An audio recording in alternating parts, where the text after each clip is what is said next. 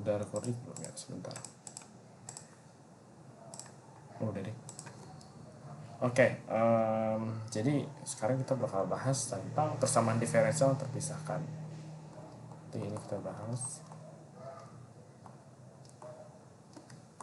differential equation yang terpisahkan atau maksud yang separabel. Nah, simpelnya kayak gini. Misalkan ada suatu persamaan diferensial tuh punya bentuk umumnya tuh kayak gini. Ini ada fx, y gitu kan. Di sini ada dy per dx sama dengan gx, y. Biasa kayak gini. Atau mungkin ada x sama y doang. Cuman intinya adalah kita bisa modifikasi, kita bisa ubah bentuknya dari jadi kayak gini. Fy dy sama dengan gx dx. Nah, habis itu solusinya gimana? Tinggal kita pakai integral di kedua ruas. Contohnya gimana? Contohnya ambil dari mana ya? Bentar. Coba kita ambil dari PPT aja deh. Sementara pakai PPT dulu aja. Yang ini. Set. Nah, sorry.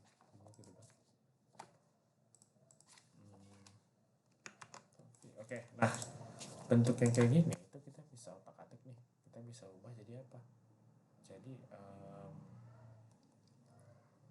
yang satu, yang x plus satunya itu kita bisa pindahin ke sebelah kiri sama dx nya juga, jadinya terus 2 nya pindahin ke sebelah sorry oh gini aja, yang x plus 1 sama dx nya itu kita bisa pindahin ke sebelah kanan, sama nilai 2 nya kita bisa pindahin ke sebelah kiri.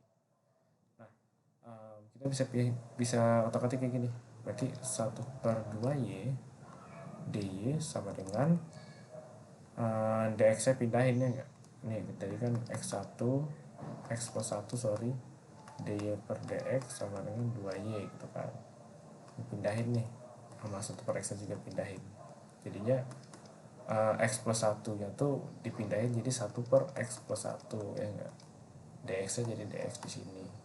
Ya udah, habisnya tinggal integralin aja kedua ruas, integralin 1/2y dy terus 1/x plus 1 dx, udah integralin, hasilnya yang y ini kan jadi setengah ln y sama dengan ini jadinya ln x plus 1 plus c, jangan lupa ada pendapat santah kalau hasil dari integral ya. Nah, ya udah di sini tinggal kita otak-atik dikit, jadinya ln y ini kayak 2 kali ln, sebenarnya nggak usah mutlak sih, kalau nggak mutlak nggak apa-apa juga, kalau mau diferensial langsung kurang aja x plus 1. Kalau di kan akademi itu gue sering pakai mutlak, kalau di sini kayak di PPT nggak mutlak ya, gitu PPT aja ini plus c gitu, tetap c nya nggak usah pedulin, cuma kontak doang kok. Nah ya udah, terus apa ini ya,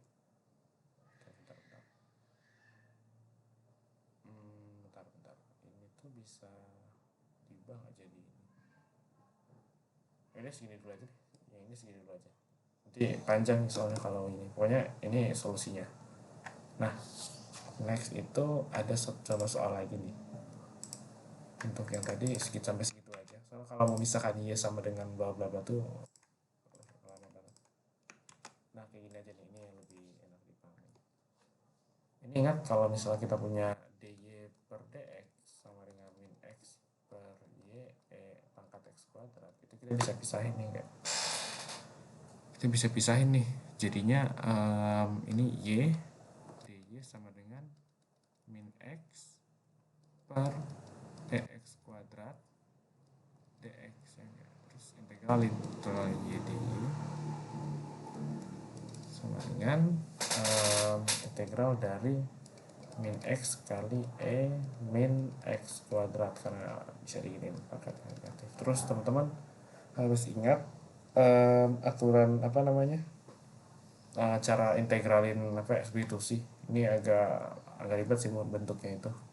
Jadi kita bisa bikin aja kayak gini, turunan dari min x kuadrat berapa, itu kan turunannya ini turunan diferensial ya, ini min 2x dx ya enggak. Berarti kalau misalnya gua bagi 2 di sini, bagi min 2 jadinya deh bagi 2 aja, bagi 2 jadinya setengah d min x kuadrat x dx gitu. Ya udah substitusiin ke bawah sini ya enggak, tinggal substitusiin aja. Cuman ini harus dimodifikasi dikit sih jadinya bentar, agak lupa sorry ini ada minus. Nah minus, oh ya bisa langsung aja ini jadinya setengah, karena setengah itu konstanta itu keluar jadi integral juga nggak apa-apa, dari e min x kuadrat di min x kuadrat.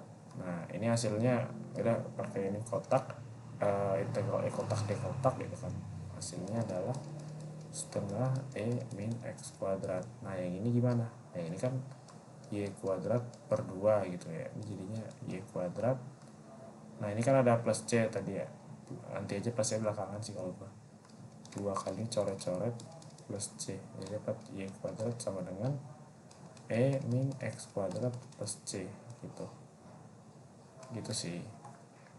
Nah ini buat yang contoh persamaan diferensial terpisahkan, intinya adalah kayak satu soal lagi deh, satu soal lagi boleh, yang ini boleh nih.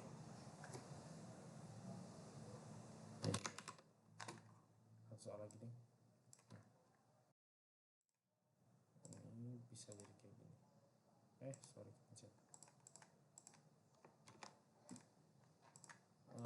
ini nih, lo bisa pindahin nih nilai yang variabel y nya itu ke sebelah kiri, yang dx nya ini ke sebelah kanan, jadinya 3y kuadrat plus e y dy sama dengan cos x dx ya enggak. Nah abis ini tinggal integralin aja, integralin kedua ruas. Integral cos x apa? Ingat kalau turunan dari sin x itu punya turunannya apa? Cos x ya enggak. Berarti cos x itu dapatnya sin x plus c. Langsung c1 aja deh. Terus ini jadinya berapa? Kalau diintegralin y pangkat 3 tambah log y. Nah, terus ya udah tinggal y pangkat 3 sama dengan sin x min log y tambah C1, udah gini aja. Atau mau dibikin akar pangkat 3 juga boleh sih, cuman sebenarnya sampai sini udah benar kalau mau bikin y akar pangkat 3 sin x min y tambah C1, ini juga boleh. Nah sebenarnya ini kan ada fungsi awal ya, ada kondisi awal itu. Kalau kita lihat dari jawaban kita tadi kan plus C, ada plus C gitu kan, ada plus C nya. Karena C ini nggak ketahui, ini kayak solusinya masih umum, kita sebut solusi umum.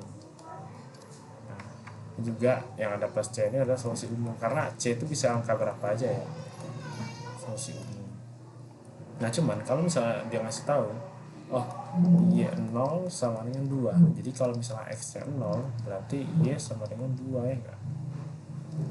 Tinggal masukin aja nih ke persamaan, berarti ini 2 ya, sorry ini 2, terus ini 2, y nya 2 masukin x nya 0, berarti akar 3 sin 0 kan, sin 0 0, pangkat 2, ini agak repot sih bentuknya, kayak gini, jadinya ini jadi 2 pangkat 3 sama dengan min L kuadrat plus C1. Berarti kita dapat dong nilai C1 nya. C1 nya itu adalah 8 plus L dikuadratin gitu. Nah ya udah kita boleh masukin ke persamaan yang mana aja. Gue pakai pangkat 3 aja ya. Pangkat 3 sama dengan sin x min Euler pangkat Y tambah, ini yang C nya masukin 8 tambah Euler kuadrat. Nah ini jadi solusi khusus. Oke gitu, semoga dipahami ya guys ya.